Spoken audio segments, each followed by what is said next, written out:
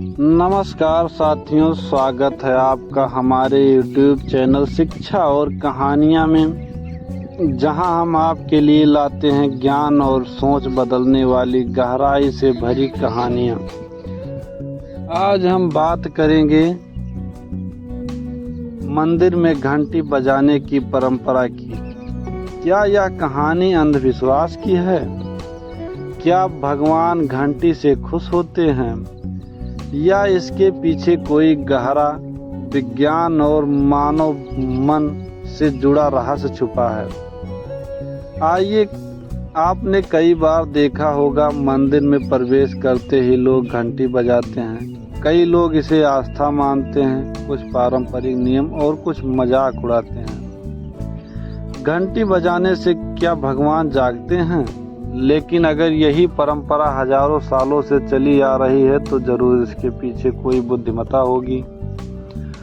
तो आइए आज इस कहानी में गहराई से उतरते हैं, अंधविश्वास की परतों को हटाकर विज्ञान और आध्यात्म की रोशनी में। भारत की संस्कृति में ध्वनि का अत्यधिक महत्व है। वेदों की ऋचाएं, मंत्रों का जाप, शंखनाद और घंटियों की ध्वनि, ये सब सिर्फ धार्मिक कर्मकांड नहीं बल्कि एक वैज्ञानिक प्रणाली का हिस्सा रहे हैं। प्राचीन मंदिरों का निर्माण बहुत ही गूढ़ विज्ञान और अनुसार किया गया था। स्थान रचयन, वास्तु सिद्धांत, मूर्ति की दिशा और घंटा कहाँ लटकाया जाए, सब कुछ ऊर्जा के प्रवाह को केंद्र में रखकर। घंटी की शुरुआत कब हुई? भारतीय इतिहास के अनुसार सप्तशती पूर्व से भी पहले, जब गुप्तकालीन मंदिरों की रचना हो रही थी, तब मंदिर में घंटा अनिवार्य था, क्योंकि लोग मानते थे कि ध्वनि ब्रह्म है, यानी ध्वनि ही सृष्टि का आधार है। अब आइए इस परंपरा के पीछे छिपे विज्ञान की परतें खोलते हैं। मंदिरों में जो घंटी होती है वह अधिकतर तांबे और जिंक की से बनी होती है। तांबा एक अत्यधिक सुचालू धातु है। जब हम इसे बजाते हैं तो यह एक विशेष प्रकार की ध्वनि तरंग उत्पन्न करती है, जिसकी आवृत्ति होती है 528 हर्ट्ज से 852 हर्ट्ज के बीच। यह वही ध्वनि तरंग है जो मस्तिष्क की अल्फा अवस्था को सक्रिय करती है। इस ध्वनि की कंपन से हवा में मौजूद सूक्ष्म जीवाणु और बैक्टीरिया नष्ट हो जाते हैं। इसीलिए मंदिर के अंदर का वातावरण स्वच्छ और ऊर्जावान बना रहता है।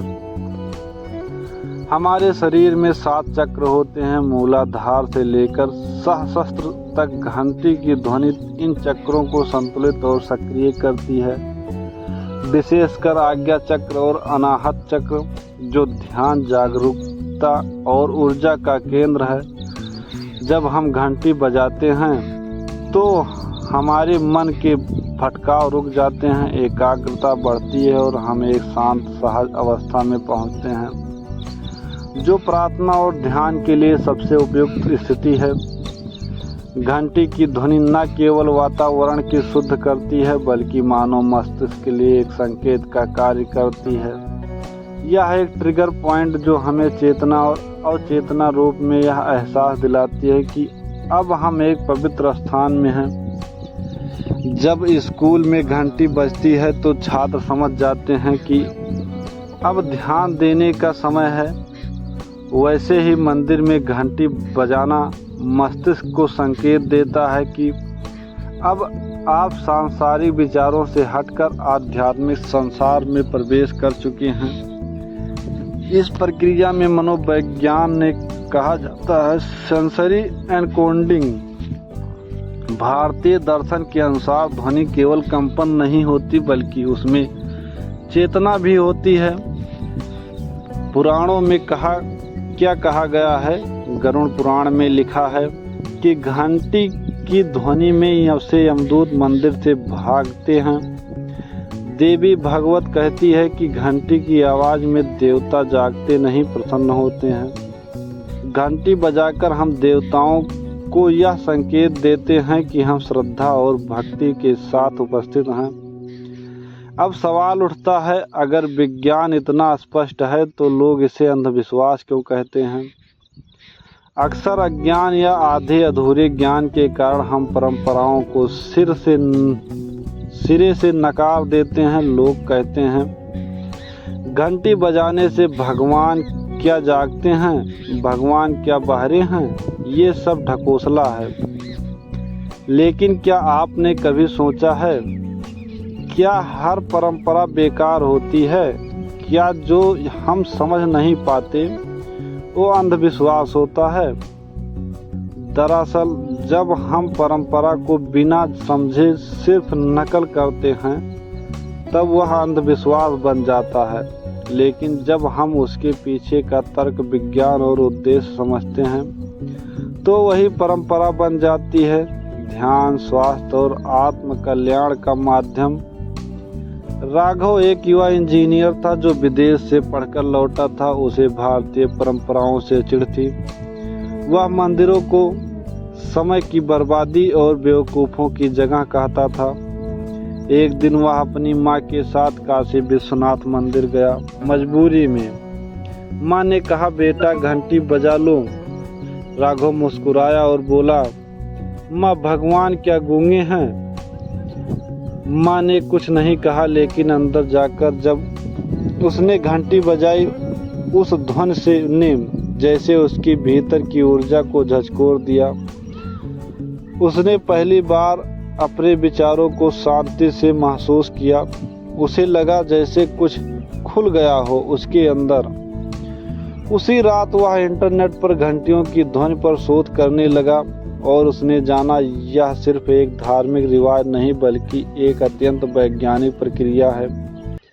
धीरे धीरे उसका नज़रिया बदला और अब वह खुद साइंटिफिक स्पिरिचुअलिटी का प्रचार करता है। तो साथियों, अब जब आपने पूरी कहानी सुनी तो आप खुद तय कीजिए, क्या मंदिर में घंटी बजाना अंधविश्वास है या यह एक ऐसी प्रक्रिया जो विज्ञान, परंपरा और आत्मज्ञान का संगम है?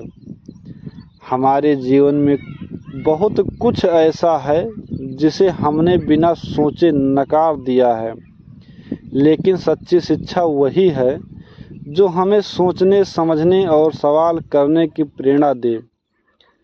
आप भी अगली बार जब मंदिर जाएं तो घंटी जरूर बजाएं, लेकिन इस ज्ञान के साथ कि आप सिर्फ एक परंपरा नहीं निभा रहे, आप खुद को शुद्ध कर रहे हैं, आपने चेतना के द्वार खोल रहे हैं। अगर आपको यह कहानी पसंद आई हो तो कृपया वीडियो को लाइक करें, चैनल शिक्षा और कहानियाँ को सब्सक्राइब करें और कमेंट में बताइए आपके लिए मंदिर की घंटी का क्या अर्थ है। जय हिंद, जय भारत।